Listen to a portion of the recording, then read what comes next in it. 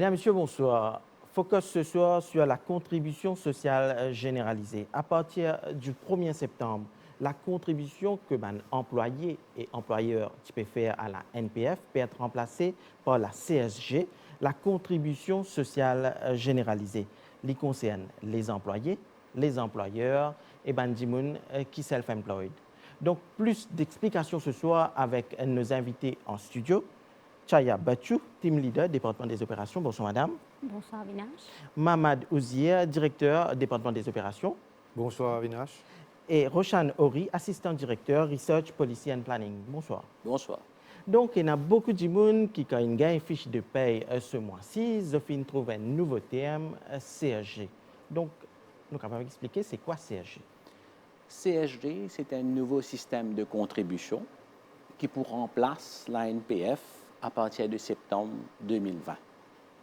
Comment dire, il concerne ban employé, ban employeur et aussi ban self-employed qui est habitué à contribuer au Fonds national de pension, mais qui maintenant pour contribuer dans CSG.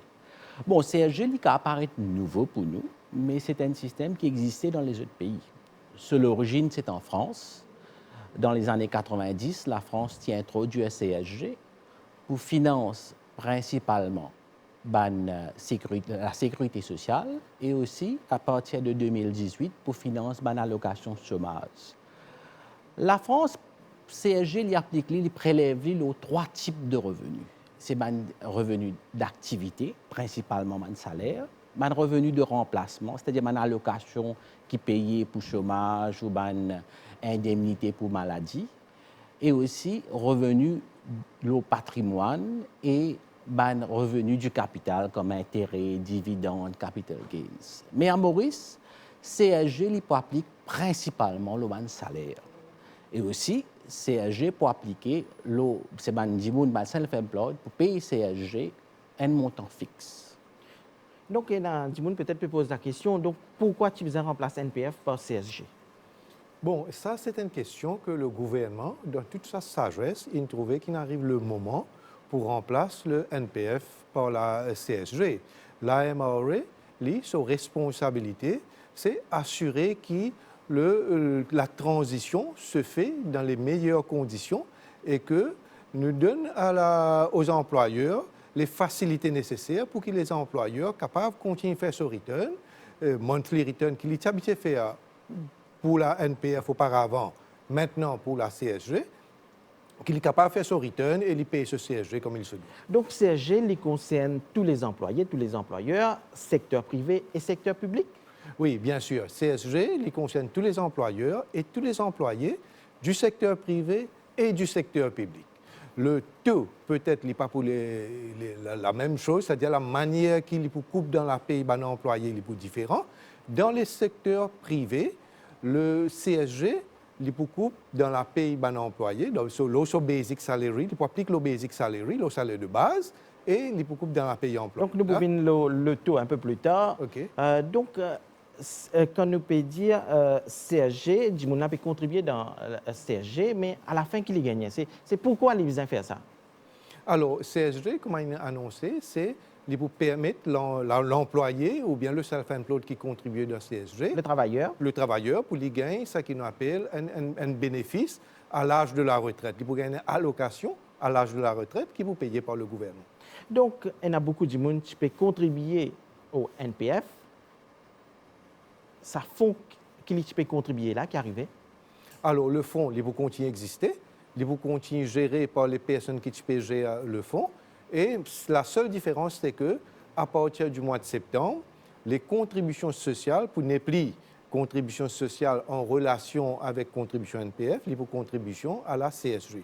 Mais les fonds qui déjà existaient et les contributions qui ont déjà fait, bien sûr, les employés là, ils vont continuer à gagner les bénéfices qui sont associés avec sa bonne contribution qu'ils ont fait là. Par exemple, à l'âge de la retraite, tout employé qui contribuait dans la NPF, il peut bénéficier de sa pension contributive qui est associée avec sa contribution. Ça, il peut continuer pareil. Donc, il y a aussi une contribution qui se peut faire pour NSF et aussi Training Levy. Est-ce qu'il y a un changement là-dessus ou il reste pareil? Bonne contribution qui s'y peut faire dans le NSF, qui est le National Savings Fund, et le Training Levy. il pourrait rester pareil. Pas pour aucun changement. Pour NSF, nous avons un plafond sur lequel maximum qui se peut contribuer sur le plafond de 19 900, il pourrait rester pareil. Et le training levy, nous vous maintenir, c'est-à-dire pas à aucun plafond, c'est-à-dire sur le salaire de base, il peut continuer contribuer. Ce n'est que le NPF qui a été remplacé par la CSG. Donc, il y a beaucoup de chiffres qui nous peuvent causer ce soir. Donc, Mamadou Zia, nous retournons au CSG. Donc, qui est le taux qui peut appliquer? Alors, comment je peux commenter tout à l'heure là? Le taux qui peut appliquer pour un employé qui gagne un salaire de base, nous allons attirer l'attention que, pareil comme l'étiquette pour NPF, le CSG il peut appliquer le salaire de base. C'est-à-dire, si il y a beaucoup de gens devant moi, si un gens il travaille, le salaire de base est 25 000 roupies, mais il travaille overtime 25 000 roupies, au total 50 000 roupies. Donc, CSG il peut appliquer que sur le salaire de base. Que sur le salaire de base, c'est-à-dire qu'il peut appliquer que sur les 25 000 roupies. PNA CSG, le allowance, PNA CSG, le overtime, PNA CSG, le bonus. C'est déjà comme ça pour la NPF, il faut continuer pareil. Donc, le taux est commencé à 1,5%. 1,5% déduire des salaires de l'employé, applique le salaire de base pour un employé qui gagne un salaire de base jusqu'à 50 000 roupies. L'employeur, lui, il peut payer 3% de sa salaire de base. Par contre, si l'employé a un salaire de base qui dépasse les 50 000 roupies, le taux qui peut appliquer ce salaire de base pour la CSG, c'est 3%. Et le taux que l'employeur peut bien payer, c'est 6%. Ça nous peut cause pour... excuse-moi de clarifier ça un peu. Non, c'est bon. Nous peut cause pour un employé du secteur privé. Maintenant, nous avons un autre taux qui est applicable pour les employés du secteur public. Pour les employés du secteur public, pour un employé qui a un salaire de base qui ne dépasse les 50 000 roupies, pas pour aucune déduction des autres salaires, l'employeur peut contribuer un montant de 4,5% des salaires de base. Et pour un employé qui gagne un salaire de base qui dépasse les 50 000 roupies, l'employeur peut contribuer 9%. Allez, nous causons un cas pratique. Un gens qui gagne 20 000 roupies, combien il peut payer CSG? Alors, nous disons à cet employé-là, il travaille dans le secteur privé, il peut payer 1,5% des 20 000 roupies, veut dire 300 roupies. Son employeur peut payer 3% de 20 000 roupies, veut dire 600 roupies. Au total, il peut payer 900 roupies, alors qu'auparavant, avec la NPF, il peut payer 1,5% de 19 900. Donc, un gens qui peut gagner 50 000 roupies. Disons, il gagne 50 000 roupies. Alors, jusqu'à 50 000 roupies, comment nous dire, le taux est pour 1,5% des salaires de base, c'est-à-dire 1,5% de 50 000 roupies, veut dire 750 roupies. Et son employeur pour payer 3% des salaires de base, veut dire 3% de 50 000 roupies. Donc, au final, le CSG, il peut appliquer pour le secteur privé, secteur public, mais je trouve qu'il y a des gens peut-être dans la perception que le secteur privé peut contribuer pour le secteur public. Bon, peut-être c'est une perception, mais en réalité, non, en réalité, ça qui est arrivé, c'est quoi? L'employeur du secteur privé, il peut paye 3% des salaires de l'employé et il peut payer,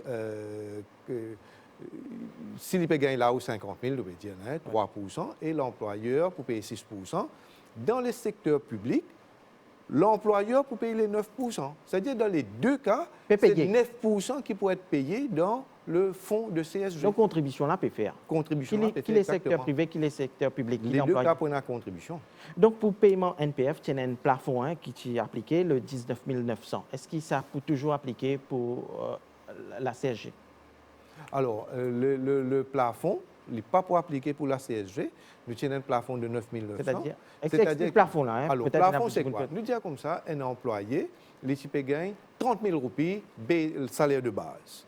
Sous la NPF, l'ITP paye 3%, pas de 30 000 roupies, mais de 19 900.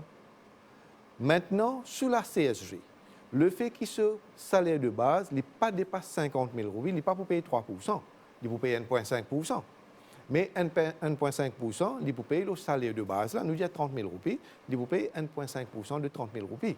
Et non pas comment il était avant, 3% de 19 000 roupies. C'est ça qui nous dit que dans CSG, pas pour un plafond qui tient avant. Là. Donc, avec tous ces chiffres, Mamadou Zia, je crois que tu vous amènes une calculatrice, mais la grande question qui posait, est-ce qu'il y a des employés, des travailleurs, est-ce qu'ils peuvent payer plus sous le CSG? Est-ce qu'ils peuvent couper beaucoup de cases dans le pays?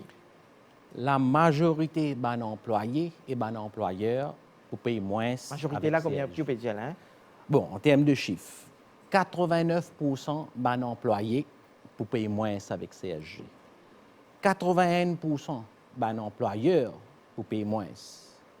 Et parmi les employeurs, nous avons une petite et moyenne entreprise. 84% des petites et moyennes entreprises pour payer moins. Le ministre des Finances, il donne ce chiffre-là hier.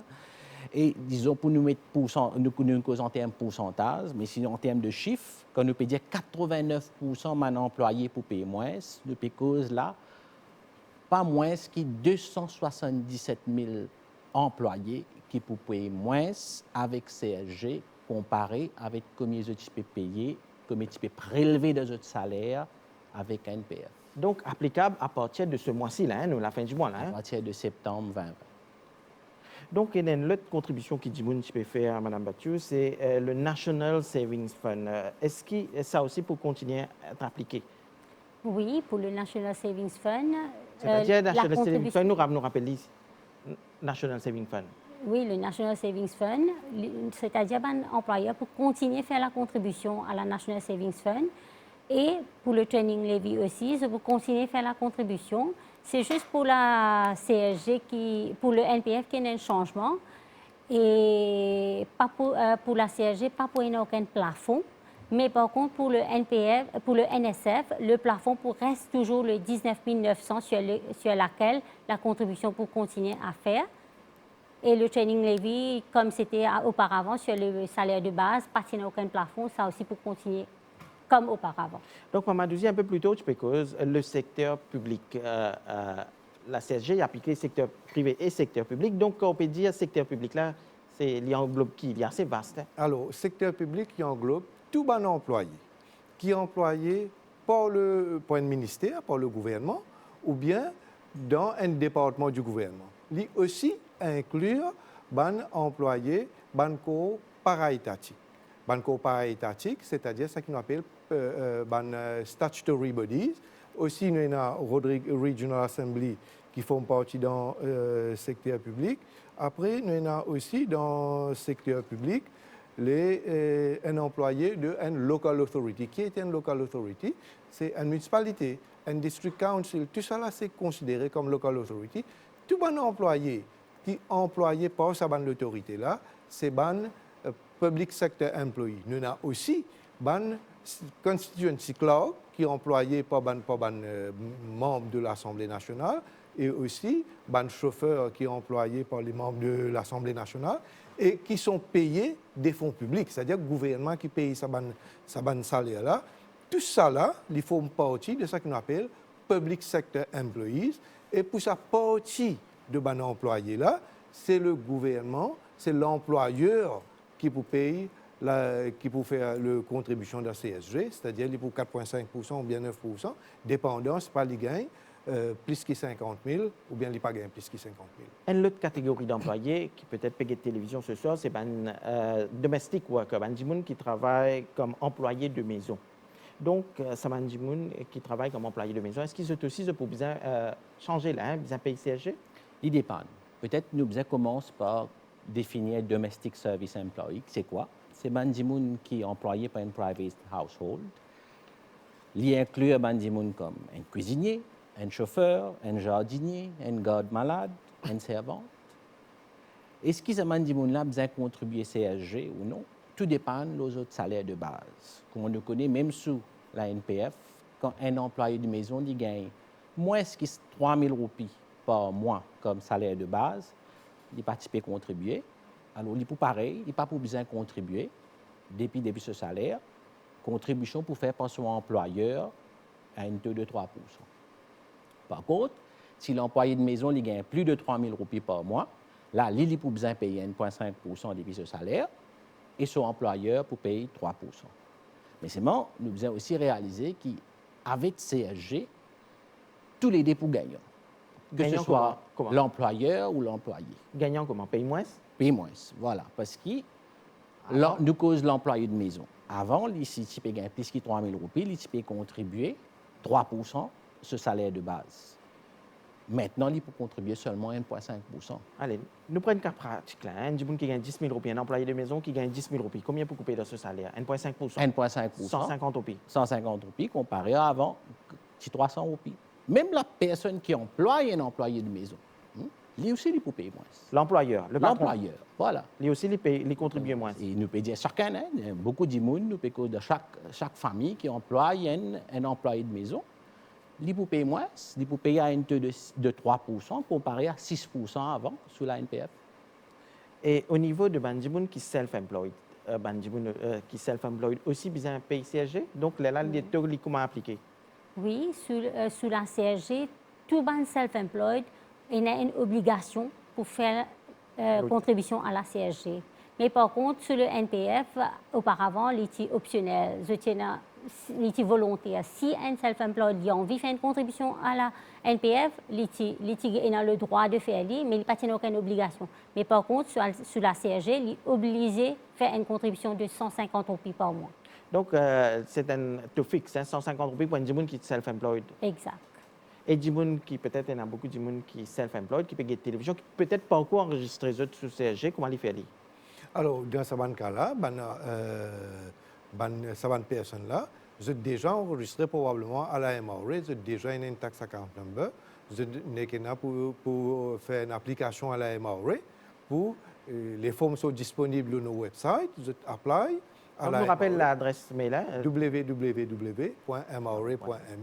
Vous avez une forme pour apply comme un employeur, comme un self-employed, et nous vous donnons les références nécessaires pour qu'ils fassent votre return et payer votre CSG. Donc, c'est nouveau. Hein? Libo nous rappelle, tout le monde qui est self-employed, vous avez besoin d'enregistrer pour CSG. Vous avez besoin d'enregistrer pour CSG, vous êtes payer CSG, vous êtes commencé à payer CSG, mais bien sûr, qui sont déjà enregistré sous la NPF. Vous êtes déjà dans votre bonne référence, vous êtes déjà dans votre password, vous êtes fait votre return, vous êtes payé. C'est seulement qui sont déjà enregistré qui maintenant ont besoin d'enregistrer. Donc, aujourd'hui, nous, à la fin du mois de septembre, qui procédure? C'est assez nouveau là. Hein? Est-ce qu'il y a une procédure qu'ils ont mis en place? Peut-être qu'il y a une petite confusion, pas peut-être reconnaître qui peut faire. Alors, comme c'est vrai, nous est clair, qui est un doute, besoin de clarification, on a toujours le hotline de la MRA. 207 6000. 207 6000, oui. C'est le hotline de la MRA. Et les personnes qui ont besoin de clarification ou bien d'information, vous êtes capable toujours de téléphoner nous avons agent pour répondre. D'ailleurs, nous avons agent déjà au courant, fin déjà get brief sur le sujet et les bouquins de nous bonne information qui besoin. Mais bien sûr, nous avons peut-être nous bien dire parfois, nous téléphone à la MRA, mais nous pas gagné la MRA. Nous donnons l'assurance au public qui nous mettre la quantité de personnes, la quantité d'argent qui besoin sur nos hotlines et qui peut-être à un certain moment est capable de déborder ainsi de suite. Mais en général, nous avons l'argent répondre à téléphone là. Si vous n'avez pas réussi à gagner un MRA à un certain moment, vous pouvez téléphoner un petit temps après, vous gagnez la MRA et nous avons l'argent pour répondre à vos questions. Donc, il y a des gens qui ont besoin plus d'explications, téléphone à la MRA, mais c'est qui habitent servir le site web, vous êtes capable de servir. Et puis aussi, il y a beaucoup de gens qui servent l'application MRA ici, toujours. Oui, MRA Easy, c'est une application qui est toujours disponible et qui est déjà disponible pour le return individuel, par exemple, ou bien tu es capable de faire votre return NPF. Quand nous pour live, parce qu'il y a le return de NPF pour le mois de août. C'est en septembre qu'ils ont fourni. Ça return là est disponible, mais return code pour un CSG pour le mois de septembre. Il est disponible incessamment et quand il est disponible pour le MRA Easy aussi. Comment un return NPF qui était. Mais peut-être nous besoin dire là que la date butoir pour soumettre le return de NPF pour le mois de août, c'est le 30 septembre. Mais la date butoir pour soumettre le return, qui pourrait inclure, on appelle un return de contribution, qui pourrait inclure CSG pour le mois de septembre, mais la loi il donne une petite facilité. Au lieu qu'il est payable et je besoin de soumettre le return là à la fin de octobre, je tenais jusqu'à la fin de novembre pour soumettre sa return là. et paye la contribution qui est payable. Et si paiement a fait en retard, hein, Alors, bien sûr, il y a une pénalité qui est applicable. Peut-être là, il y a un petit changement, peut-être pénalité qui est applicable auparavant pour la NPF. C'est un petit peu lourd. La CSG, maintenant, il amène une pénalité qui peut être un petit peu plus légère, mais nous demandons aux contribuables, aux employeurs, quand même, assurer qu'ils ont fait le return et qu'ils ont payé la CSG. Auparavant, il y a une pénalité qui nous appelle Penalty for Late Submission, quand on soumet un return en retard, ça est aboli.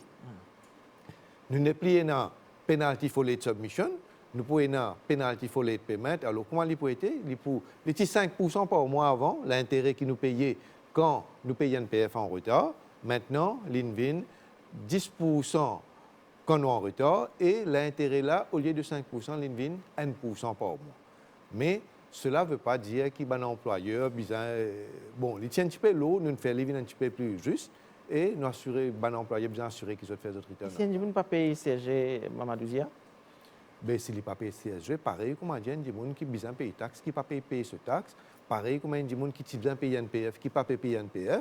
Alors, s'il n'est pas payé CSG, cela veut dire quoi? Il n'est pas fait soumettre sa return. Là. Quand il n'est pas fait soumettre sa return contribution, il aussi. Ça l'a accumulé. Tout ça l'a accumulé. Il n'est pas payé NSF, il n'est pas payé Lévis, et bien sûr, la MRA, pour revenir vers lui, pour réclamer, ça qu'il est besoin payer, il n'est pas payé, parce que imaginez aussi que le NSF, National Savings Fund, c'est une contribution que l'employeur fait et que l'employé aussi fait, qui est différent avec la NPF, qui permet l'employé, quand il retire, quand il prend sa retraite, il gagne une lump sum.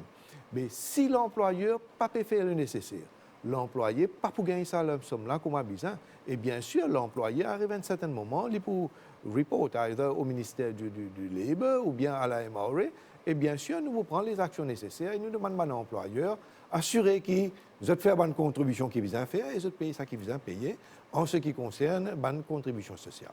Là, nous payons un paiement mensuel, un return mensuel. Si on opte pour faire chaque année, parfois il est un peu compliqué chaque mois. Il y a des gens qui choisissent pour faire chaque année, faire un return et payer annuellement.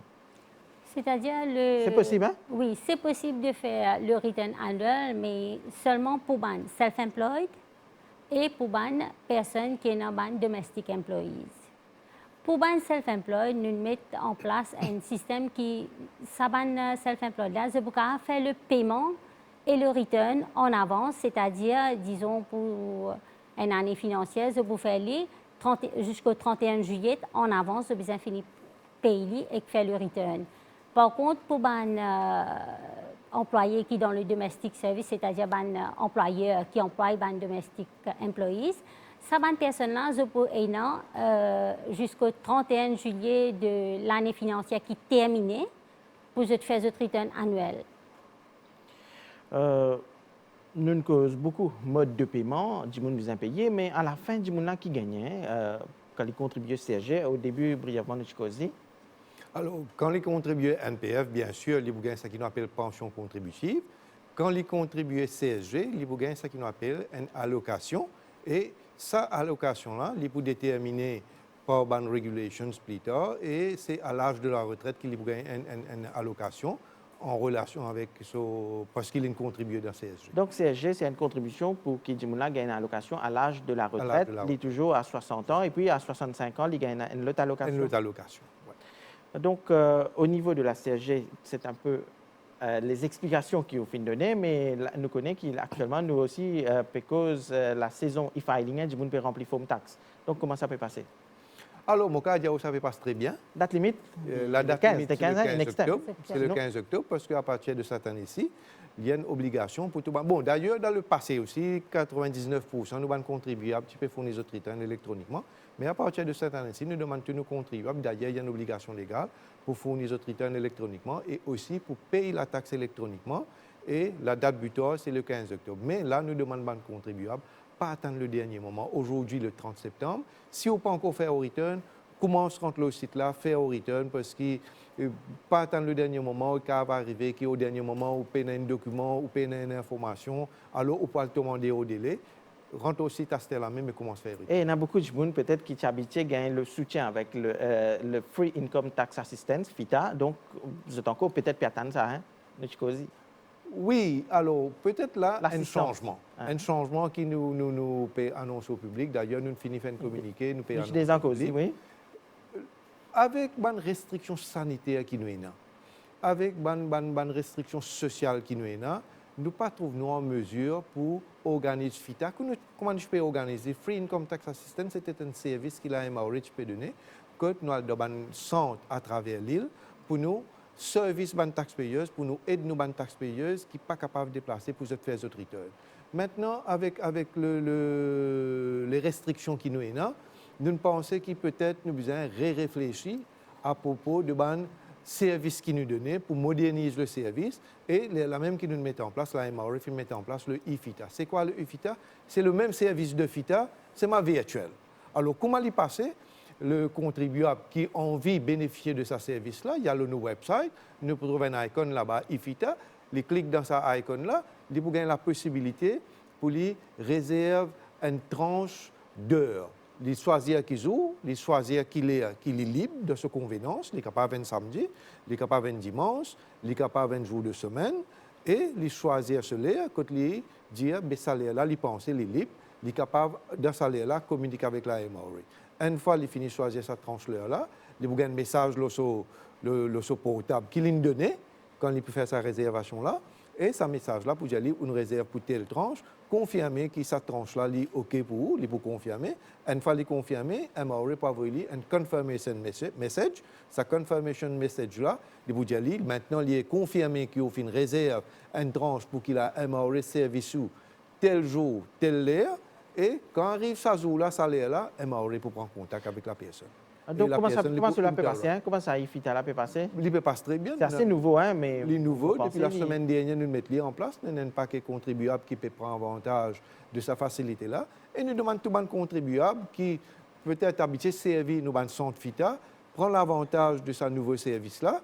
Et aussi, les contribuables qui viennent à la MRE, n'est plus besoin de venir à la MRE à cette heure. Depuis ou même, on n'est plus besoin de déranger pour venir à la MRE, on n'est plus besoin de déranger pour aller dans nos FITA centers qui tiennent avant, et à aux convenances dans l'air qui ou libre, ou faire aux réservations, MRE pour contacter ou là nous prenons un WhatsApp call. Pareil comme a dit, officier là, tu peux causer dans l'école, ou prenons un entretien WhatsApp, là nous pouvons aider pour compléter le return. Donc l'année dernière, presque 99% nous vous dire return je fais électroniquement. Oui, c'est-à-dire que l'année dernière, depuis quelques années, nous trouvons qu'il y a une collaboration du public parce que le système qu'il a MRE met en place est facile, 99% qui soumettent les returns électroniquement. Bien sûr, il y a un petit point qui peut-être pas de soumettre return électroniquement et aujourd'hui, peut-être nous adressons à ce petit point de monde qui pas fait soumettre les return électroniquement là pour qu'ils aient fait l'effort nécessaire aujourd'hui pour qu'ils aient soumettre les return électroniquement. Alors, le paiement aussi fait électroniquement, oui, bien faire sûr. direct debit. Bien sûr, le paiement doit se faire électroniquement. MRE met en place un système bien simple, bien facile. Quand un contribuable peut faire son return, s'il y a une taxe pour payer, il vous gagnez la possibilité pour les payer ça par direct debit. Il est bien simple, il met son numéro de compte et il y a un système sécurisé. Il y a une plateforme la Banque Maurice que nous connecter avec la banque commerciale, que nous sécurisé, que le contribuable pour capable de faire ce paiement par le système direct debit. Nous demandons aux contribuables pour pas servir le système de Internet banking, tout cela, si nous avons évité, nous servir le système de direct debit parce qu'il est beaucoup plus facile et il est automatisé. Il est automatique, nous créditons tout compte. Et le refund, ça aussi fait automatique ou bien vous avez dans la MRV? Le refund, comme dans les années précédentes, il fait automatiquement. Et nous avons dit qu'il nous fait le refund assez vite, surtout, nous demandons aux contribuables mettre votre numéro de compte la banque quand vous faire votre return parce qu'il vous permet de nous faire le remboursement très vite et directement dans votre compte là. Pour ajouter, l'année dernière, nous avons fait 90% de refund qui nous avons gagné dans 10 jours. Peut-être qu'il y a beaucoup de gens qui font de télévision ce soir qui n'ont pas encore fait ce return, Mamadou Zia. Qu'est-ce que tu peux dire? Alors, moi, tu peux dire, alors, c'est MRE? Il y a beaucoup de facilités qu'ils peuvent faire. Vous connaissez, MRE, depuis maintenant pas mal d'années, nous essayons de faire le maximum pour faciliter le contribuable. Nous cause l'Italien là, nous avons le hotline si vous avez besoin de l'assistance, nous avons le e-FITA si vous avez besoin de l'assistance et qui longtemps nous peux donner service là de FITA, nous avons aussi ce qu'on appelle un self-service e-filing corner à la MRA. Si un contribuable il peut avoir accès à l'Internet ou bien il peut avoir un computer, nous n'avons aucun problème. S'il y a un enfant, un garçon, un voisin qui a envie de lire, c'est très bien.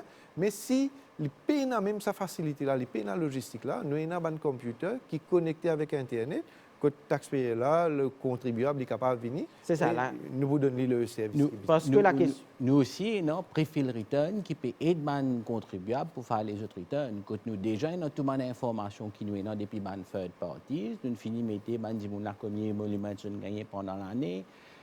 Toute l'information qui est là, déjà là. Alors, simplement, nous sommes pour vérifier, confirmer, envoyer ce return. Il ne pas prendre beaucoup de temps, surtout quand il y a une préfil. Dans quelques minutes, vous êtes capable de faire les returns. Donc, au niveau de l'MRA, où tu peux causer, je peux encourager du monde à faire tout électroniquement, mais il y a encore du monde où tu peux dire, là, qui peut-être pas gain accès à Internet ou bien pas trop computer littéraire, Mamadou Zia. Oui, nous prévoyons pour ça, nous vous donnons l'assistance qui vise. Nous pouvons installer là un self-service e-filing corner. Alors, ça va contribuable là. Si vous venez à la MRA, bien sûr, nous allons préposer au customer service qui peut aider et pour guider comment faire return là. Et nous espérons que ça va contribuable là. Nous vous montrer comment faire return là pour qui l'année prochaine ou bien le next time qu'ils ont un return pour faire, ils sont capables de faire on their own. Il y a aussi beaucoup de monde qui téléphonent à leur hotline. Oui, nous avons pas mal, comme nous disons là, beaucoup de monde téléphoné et nous avons un système que nous avons agents pour capable guider le téléphone même. Par exemple, un contribuable, il peut faire son return et l'Internet, le website, il y a une petite difficulté, il ne peut pas comprendre quelque chose. Over and above, c'est-à-dire en plus qui nous a ce qu'on appelle context sensitive help, c'est-à-dire là-bas même, disons, il peut causer la déduction personnelle pour so IET, et un petit icône là-bas, read more.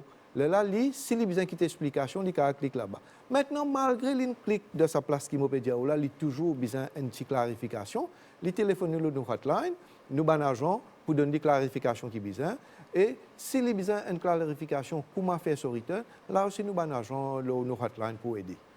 Peut-être, il y a beaucoup de monde qui ont la MRA, je peux poser une question. Si vous n'êtes pas habitué à faire return, qui est de monde qui besoin faire return au niveau de la MRA, besoin faire return tax? C'est-à-dire, tout le monde qui a un total revenu net excédent de 310 000, je vous besoin faire un return. 310 000 par l'année, là, hein? Oui, par année, bien sûr. Et une personne qui a une grosse income, qui recevoir d'un business qui lui dépasse 2 millions. Et aussi, il y a une personne qui, durant l'année, a déjà payé les autres salaires. Nous avons aussi des qui sont sujettes à la TDS, qui ont déjà TDS pour eux pendant l'année. Et aussi, des personnes qui ont un chargeable income. Et dernièrement, nous avons des personnes qui, les années précédentes, ont fourni un return de income tax que nous. Nous avons besoin de fournir un return cette année-ci aussi.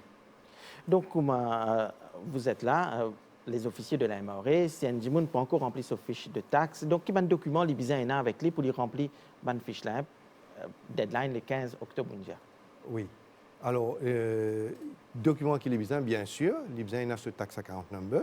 Et si une personne a oublié ce tax account number, il est capable d'arriver. Nous avons une bonne fonctionnalité sur nos websites, que il est capable de mettre son NID, son numéro de carte d'identité, système là même pour vérifier, il est capable de donner ce tax account number. C'est-à-dire qu'il a besoin de ce tax account number, bien sûr, il a besoin de son password pour accéder au système. Maintenant, là aussi, si toutefois, il ne plus retrouve ce password, il perd ce password, il est capable accède à un système de forget password qui nous est dans nos websites, il ne plus besoin de venir à la MRA. Et bien sûr, le système peut poser quelques questions.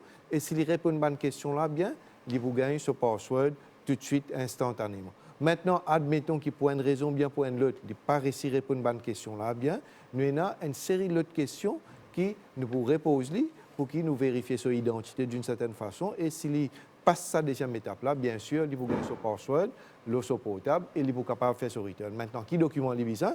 Si y a un salarié, il a besoin de ce certificat salaire qui sont employeurs fin de lui. Si y a une dépendance, il a besoin d'un détail sur la dépendance, de date de naissance, comment je t'appelle, l'espace de l'école. Si y a par exemple l'intérêt housing, il a besoin de ce certificat d'intérêt. Et s'il y a des gens qui sont self-employed, par exemple, les besoin, il a au moins un compte qu'il fait pour lui connaître ce chiffre d'affaires combien de dépenses il fait, combien de profils il fait pour lui remplir ce forme. C'est un petit peu un document qu'il a besoin avec lui pour lui compléter ce return. Et bien sûr, avant qu'il nous termine, il termine soit ce return par un zéro taxe, qui n'a aucun problème. Il est capable de terminer par une taxe payable, dans lequel cas, il a un détail sur compte la banque disponible à ce moment-là avec lui, pour lui capable de faire ce paiement. Ou bien il est capable de terminer aussi par un remboursement, parce que si PAYE est coupé et il y en a moins de taxes pour lui payer, bien sûr, il a un remboursement et il a besoin d'un détail sur le compte la banque pour nous rembourser assez vite. Donc, il y a une nouvelle déduction. Quand nous pouvons remplir fiche taxe, nous trouvons une nouvelle déduction qui est appliquée cette année-ci. Oui, alors, quand nous avons une nouvelle déduction... Au niveau de la catégorie, dependent, no dependent. Oui, nous avons, à partir de cette année-ci, le catégorie A, B, C, D, Oui. et nous avons plié le EF. EF, longtemps, les types pour pensionnaires et pour des gens qui sont autrement capables, nous avons une déduction additionnelle qui nous fait un EF. Pour ces gens-là, nous avons, au lieu de EF, nous avons une déduction additionnelle de 50 000. Et bien sûr, pour un pensionnaire, les besoins qui dépassent 60 ans au commencement de l'année financière, c'est-à-dire au 1er juillet 2019, les besoins finissent à 60 ans, et les besoins pas payer un salaire qui dépasse les 50 000. Parce que quand va arriver qu'il y a un gens qui retire, mais il prend un petit travail, quand il paye moins que 50 000, il n'a aucun problème, mais s'il paye plus que 50 000, il n'est pas pour endroit sa déduction-là. Alors, nous avons cette déduction-là qui comme changement qui est dans le return cette année-ci. Il y a une nouvelle déduction qui est habituée de trouver la fiche, bedridden, next of kin. Quand on remplit la fiche, pas trouve ça. Il y a beaucoup de gens qui peut-être posent la question. Alors, ça issue-là, nous essayons de répondre à cette question chaque année. Alors, qu'est-ce qui arrive? Quand le gouvernement, le ministre des Finances, présente le budget en juin-juillet, il annonce une mesure et un bon parti de cette mesure-là, il prend effet à partir de cette année-là. C'est-à-dire, il prend effet, par exemple, comment on dit, déduction pour bedridden, il prend effet à partir de juillet de 2020. Alors, juillet 2020, dans ce qu'on appelle IDF. Quand les fournisseurs IDF, vous trouvez qu'il y a un bedridden là-bas. Et employé là, pour capable de demander sa déduction à l'OCE IDF, qui prend effet juillet 2020 et qui peut aller jusqu'à juin 2021. Mais là, maintenant, aujourd'hui, sa return qui nous peut fournir aujourd'hui, là, c'est return qui couvre la période juillet 2019 à juin 2020. C'est l'année qui finit passée et il n'y a pas pour une nouvelle déduction qui est annoncée dans le budget ici. Là. Et nous rappelle la date limite toujours, c'est le 15 octobre. Hein? C'est le 15 octobre. L'inextend, c'est-à-dire, pas extend, c'est-à-dire pour cette année-ci, exceptionnellement. Non, ce sera pour toujours là. Parce que le deadline, longtemps, nous avons des deadlines. Un, c'était le 30 septembre. Et l'autre deadline, c'était le 15 octobre. Alors, le 15 octobre, c'était pour les contribuables qui soumettent ce return électroniquement et qui payaient électroniquement. Et le 30 septembre, c'est pour tout le reste. Vu que maintenant, tout contribuable, besoin soumettre ce return électroniquement et besoin payer électroniquement, le deadline de 30 septembre n'est plus dans lieu d'être. C'est pourquoi nous pouvons, à partir de maintenant, à partir de cette année-ci, un seul deadline, le 15 octobre. Mais c'est bon, nous encourageons les contribuables à attendre le 15 octobre pour remplir ce return. Parce que, comme maman dit, il y a une série de documents qui se disent quand je remplis ce return. Fait qu'on va dire attendre le 15 octobre, la lettre ou guetter ou statement of emolument, tu vas pas trouver. Vous allez contacter vos employeurs. Quand vous faites le lendemain, la pénalité pour appliquer. Alors, il bon, je te fais ce return bien en avance. Donc, il y a beaucoup de monde peut-être peut dire, si mon parent remplit mon fiche de taxe qui arrive, hein, Alors, pareil, quand nous disons aller là, un contribuable qui supposé remplir son forme taxe, supposé payer taxe et il n'a pas payé taxe, la MRA, nous avons toute une série de systèmes qui sont en place. Par exemple, un employeur, nous connaissons, nous finissons avec nos bons renseignements, c'est-à-dire nous avons les renseignements, nous connaissons comment salaire nous gagne, nous connaissons comment payer de Dieu, nous connaissons qui est employé qui besoin soumettre son return. De la même façon, nous avons aussi un système d'information, nous avons third party information, comme on appelle, nous avons Return of Goods and Services qu'on appelle, nous connaissons qui s'en a qui a acheté avec qui s'en a, nous avons VAT Return, quand nous avons le annexe dans le VAT Return qui dit à nous, ça VAT Registered Person là, dans ce supplies, à qui s'en a. C'est-à-dire nous avons une série d'informations qui permettent nous de retourner vers la personne, redemande sa personne là, qui fait pas faire return, ou qui besoin faire return, et à ce moment-là, malheureusement, une pénalité finit commence à s'appliquer. Et si le contribuable pas soumettre ce return, même bien sûr, nous prenons une réclamation qui va venir par la Donc, suite. pas capable de cacher là. Je ne pas conseiller personne cachette.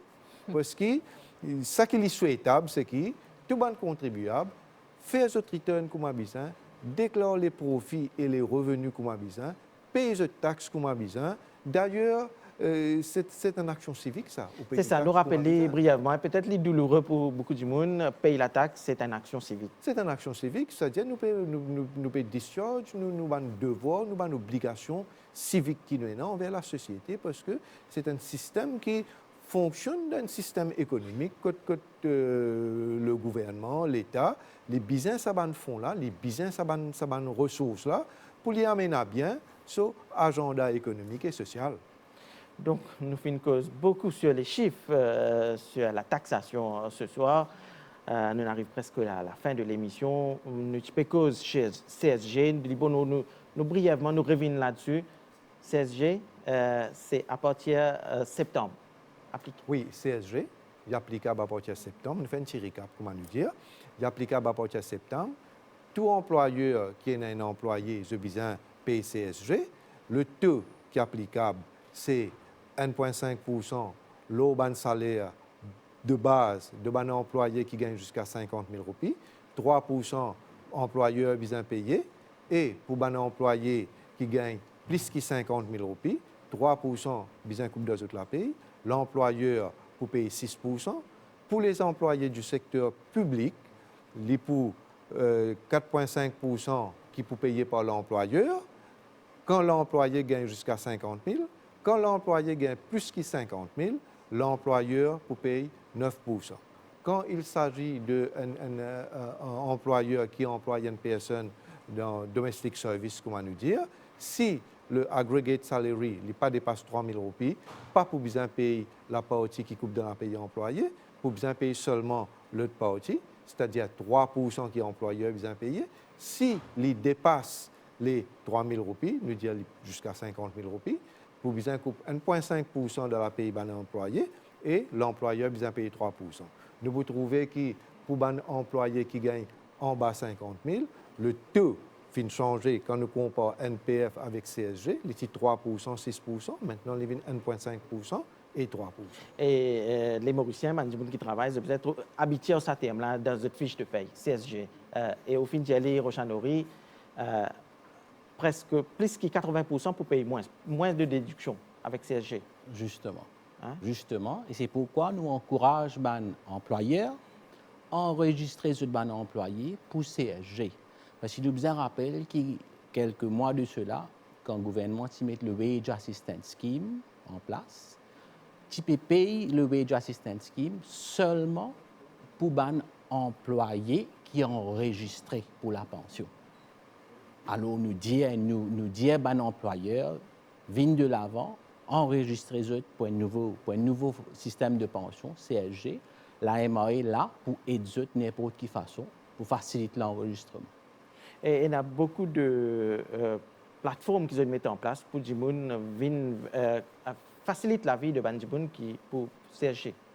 Oui, bien sûr. Nous avons toujours, quand nous disons là, nos hotlines, que nous avons employés, nous avons agents, ils sont formés pour capable de donner l'assistance qui besoin et pour capable de donner des informations qui besoin.